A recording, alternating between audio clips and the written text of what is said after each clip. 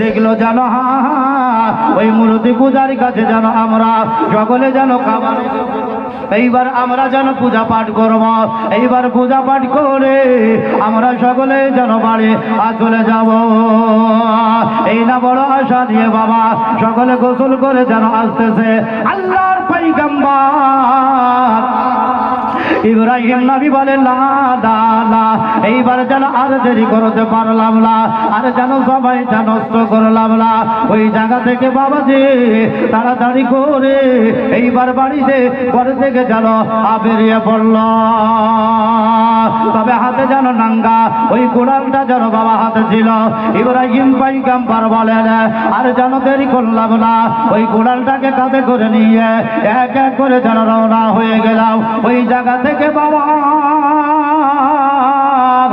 যখন ওই মূর্তি পূজার কাছে চলে গেলাম আমি যেন দেখতেছিলাম এক এক করে ওই মিডিল পজিশনে একটা যেন বেশ কয়েক কুইন্টালের যেন বাবা একটা মূর্তি পূজা যেন বানানো আছে ডানে যেন আছে বামে যেন বাবা আছে ওই খাবারগুলো কেউ যেন হাতে তুলে খেতে পারে না আল্লাহর বন্ধু ইব্রাহিম নবীজি বাবা আসার পরে ডান কাঁধে যেন কুড়ালটাকে নিয়ে পারে এক এক করে যেন বাবা চক্কর লাগাতে লাগলো ওই মূর্তি পূজার এমনকি চতুর্দিক দিয়ে বাবা এক এক করে যেন ঘুরতে লাগলো ওই মূর্তি পূজা যেন কোনো খাবার খাই নাই আল্লাহর বন্ধু ইব্রাহিম নবী ডাক দিয়ে বলে কি ব্যাপার তুমি কেন খাবার খাও না তোমার শ্রোতাবৃন্দরা তোমার প্রেমিক প্রেমিকেরা এক এক করে খাবার রেখেছে একটা খাবার কেন গালে তুলে দাও না ও বাবজি এই দেখেন তারা তো কোনো কথা বলে না কোনো কথা বলতে পারে না আল্লাহর পয়গম্বর ইব্রাহিম নবী বলে দেখো দেখো আমি বড় আশা নিয়ে এসেছি আমি তোমাদেরকে যেন বলতে চাই আমি যেন জানাতে চাই আমার কথা যদি তোমরা মেনে নাও তাহলে যেন কাল কিয়ামতের ময়দানে দুনিয়ার যদি কেউ সাক্ষী না দেয় আমি আল্লাহর বন্ধু আল্লাহর পয়গম্বর ইব্রাহিম নবী আল্লাহ দরবারে যেন সাক্ষী দেব জোরে বলেন সুবহানাল্লাহ ও বাবারা ভাইরা ও গো আমার আম্মা জননীরা এইরকম কথাবার্তা বলার পরে কেউ যেন বাবা হাতে তুলে খাবার খাই না ইব্রাহিম পয়গম্বর বলে দেখো এই দেখো হাতে যেন কুড়াল থাকলো হাতে রয়েছে কুড়াল যদি তুমি আমার কথা না শোনো আমি কিন্তু দেখো কি করব তবে তোমরা খাবারটা খেয়ে নাও তোমাদের প্রেমিক প্রেমিকেরা শ্রোতাবৃন্দরা তোমাদের জন্য এত সুন্দর খাবার খান্তাতে করে প্লেটে করে রেখেছে কিসের জন্য খাবার খাবে না কিসের জন্য খাবার খাবে না বলো ও বাবা কোনো কথা বলছে না কোনো কথা বলল না আল্লাহর পয়গম্বর বাবা হাতে খান্তাটাকে তুলে নিয়ে প্লেটটাকে তুলে নিয়ে এক এক করে যেন বাবা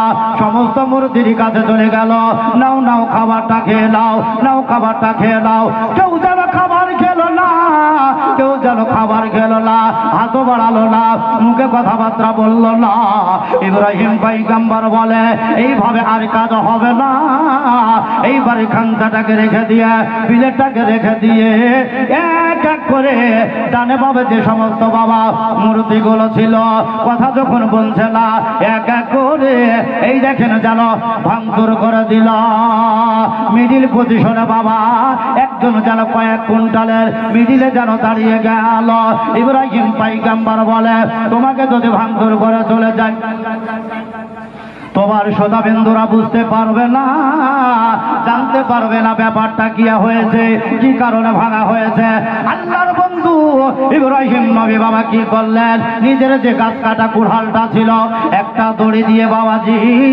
ওই মূর্তির গলায় বাবা মালার মতো যেন পরিয়ে দিলেন পরিয়ে দেওয়ার পরে আল্লাহর বন্ধু নিজের ঘরে চলে আসলেন এইবার আসার পরে ওই যেন দরজাটা বন্ধ করে জানালাটা লাগিয়ে দিয়ে আল্লাহর বন্ধু ইব্রাহিম নবী যে ঘরের মধ্যে যেন থাকলে এক এক করে সময় চলে গেল ওই নীল দরিয়াতে যারা গোসল বানাচ্ছে, ছেলেরা মেয়েরা একসঙ্গে গোসল বানাচ্ছে।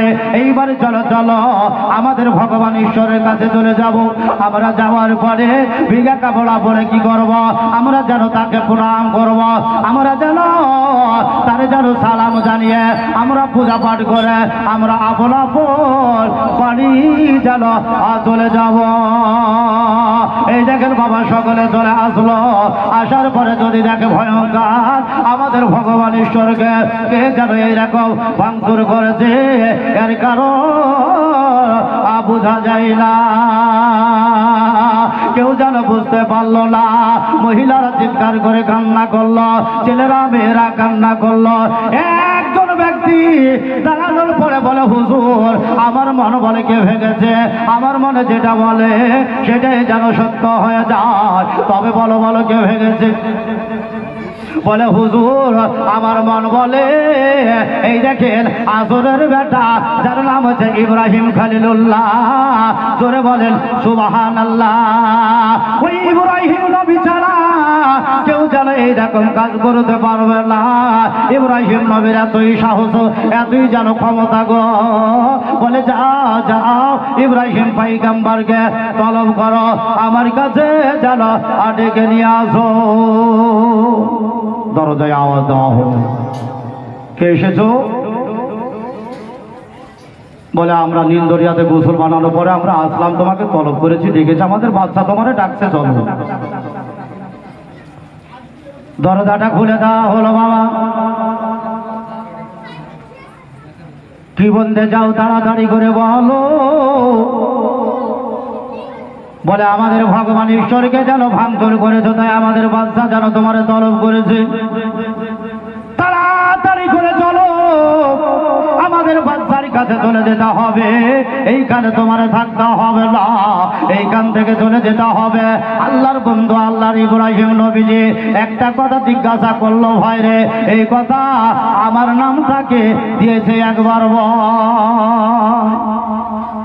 তোদের কি ভগবান আমার নাম দিয়েছে নাকি? তাই ইব্রাহিম নবী ভাঙচুর করেছে? বলে না না, আমাদের ভগবান কথা বলতে পারে না। ইব্রাহিম নবী বললেন যে তোমাদের ভগবান যদি কথা বলতে না পারে তবে তার সম্মুখে লাখ লাখ টাকার খাবার দেওয়ার কারণ যেন বুঝতে পারি না। কিসের জন্য খাবার দাও? সে যেন তোমাদের উপকার করতে পারবে না, সে যেন তোমাদের সাহায্য করতে পারবে না, সে যেন তোমাদের ভালো কাজ করতে পারবে না। তাহলে লাখ লাখ টাকার ফলমূল খাবার কিসের জন্য তার সম্মুখে রেখেছো একবার বলো। ও আবার বাবারা ভাইয়েরা, ও গো আম্মা জননীরা, যখনই এই কথা বলা হলো আল্লাহর পয়গম্বরকে ওই জায়গাতে নিয়ে চলে যাওয়া হলো। এইবার জিজ্ঞাসা করলো, বলো বলো আমাদের ভগবানকে কেন ভাঙচুর করেছ? বলে হুজুর হাতে খানটাকে নিয়ে প্লেটকে নিয়ে মুখের কাছে নিয়ে গেলাম, কেউ যেন খাবার খেলো না, খাবার যেন নিল না, এই কারণে আমি একা একা আমি সিদ্ধান্ত নিলাম ওই কুড়াল দিয়ে যেন ভাঙচুর করে দেওয়া। তাই যেন আমি করে দিয়েছি, যেইটা তোমাদের ইচ্ছা লাগে, যেইটা তোমাদের মন চাইবে আমাকে সাজা দেবে, আমি মাথা নিতে করে আমি আল্লাহর বন্ধু আল্লাহর পয়গম্বর ইব্রাহিম নবী যেন মেনে নেব। জোরে বলেন সুবহানাল্লাহ। এই দেখেন বাবাজি যখন এই কথা বললেন, এইবার বাবা এক এক করে যেন বলা হলো, দেখো গো ইব্রাহিম পয়গম্বরকে এমন একটা সাজা দিতে হবে। বলে কি সাজা? এইবার তাকে যেন বাবা একটা জায়গাতে রাখা হলো, গ্রামবাসীদেরকে বলা হলো তোমরা যেন একটা একটা করে ঢিল পাথর ছোড়ো, ইব্রাহিম নবীর শরীরে আঘাত লাগবে, কষ্ট লাগবে গো। এইবার যেন কি হবে, ওই রক্তগুলো যখন নিজের দিকে ধরবে, আহা করবে উহু করবে, আমরা দুই হাতে তালি বাজানোর পরে বলবো এইবার কেমন লেগেছে বলো। এই দেখেন বাবারা একটা জায়গায় যেন ইব্রাহিম নবীকে এই দেখেন গোল করে দাঁড় করিয়ে দেওয়া হলো। এইবার যেন কি করলো, ছেলেরা মেয়েরা নিজের শক্তি দিয়ে যেন ওই পাথর ছুঁড়ে ছুঁড়ে মারতে লাগলো। আল্লাহ ডাকতে বলে, ও দুনিয়ার পাথর দুনিয়ার ঢিল তোরা শুনে নে, আমার বন্ধু হচ্ছে ইব্রাহিম নবী। আমি তার বন্ধু বলেছি, আমি বন্ধু বলে তার স্বীকার করেছি। খবরদার খবরদার আমার বন্ধুরে যেন আঘাত দিবি না। আমার বন্ধুরে যদি আঘাত দাও, আমার বন্ধু যদি কষ্ট পেয়ে যায়, আমার বন্ধু যদি আহাউ করে, আমি খালি কিয়ামতের ময়দানে পাথর সনসন আমি তোর এক এক করে যেন হিসাব নিয়ে নিব। আল্লাহ পাক পরওয়ারদিগার রব্বুল আলামিন পবিত্র 27 পারা কোরআন এলান করলেন, ফাবিআইয়ি আলাইহি রাব্বিকুমা তুকাজ্জিবান। আল্লাহ পাক পরওয়ারদিগার রব্বুল আলামিন বলে, শোনো গো শোনো, আমি যেন আল্লাহ, আমি যেন তোমাদের রব, আমি যেন তোমাদের খোদা। আমার বিচার হবে সত্য, আমার বিচার হবে যেন সাচ্চা। জোরে বলেন সুবহানাল্লাহ। এই দেখেন বাবা, এক এক করে একটাও যেন ঢিল পাথর লাগলো না, সকলে যেন তাড়াতাড়ি করে চলে আসলো। আর জিজ্ঞাসা করলো, ইব্রাহিম নবী একটা তাহলে কথা বলো। আমার মন বলে তুমি যেন জাদু করেছো। ইব্রাহিম নবী বলে, না না, আমি ইব্রাহিম নবীজি জাদু জানি না। জোরে বলেন সুবহানাল্লাহ। জাদু জানো না, তবে ঢিল পাথর লাগে না, এর কারণটা কি বলো?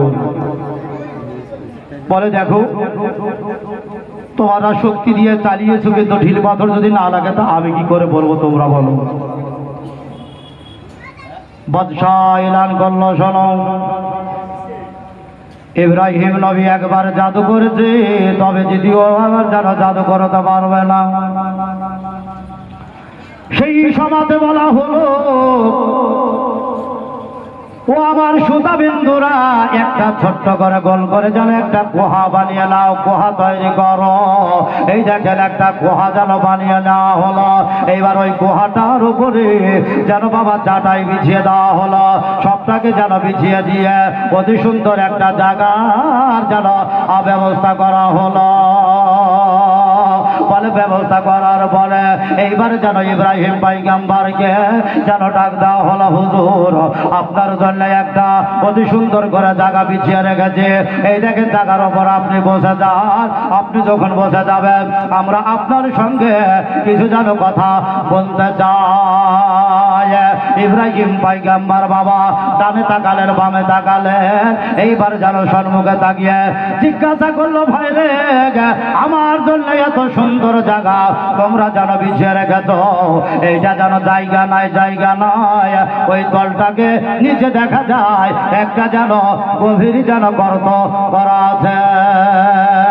যখনই বাবা ইব্রাহিম নবী বললেন, সেই সমাজে যারা ওই গর্তটা বাড়া খুঁজেছিল, তারা মনে মনে চিন্তা করলো, আমরা কয়েকজন ছাড়া তো কেউ জানে না, তবে ইব্রাহিম নবী জানলো কেমন করে?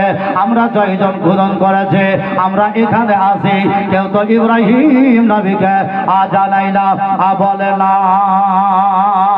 তবে এখানে বসা যাবে না, বসা যাবে না। আল্লাহর পয়গম্বর বললেন, দেখো কিসের জন্য এই জায়গা খানা করেছ, তোমরা যদি জানতে চাও, আমি যেন আল্লাহর বন্ধু যেন জানিয়ে দিতে পারবো। তাহলে বলো দেখি কিসের জন্য? বলে যেন গর্তের বিজিলে এমনকি বস্তা যেন রেখেছ, আমি গর্তেতে পড়ে যাব, আর যেন তোমরা ওই বস্তার মুখটাকে বেঁধে আমাকে যেন নীল দরিয়ায় ফেলার জন্য চলে যাবে। এই দেখেন তাদের মনের কথা বাবা জেনে নিল। বলে ঠিক আছে, সত্য কথা বলেছ। ইব্রাহিম নবী বলে, ভাই রে, ওরে গ্রামবাসীরা, আমি যদি গর্তের মধ্যে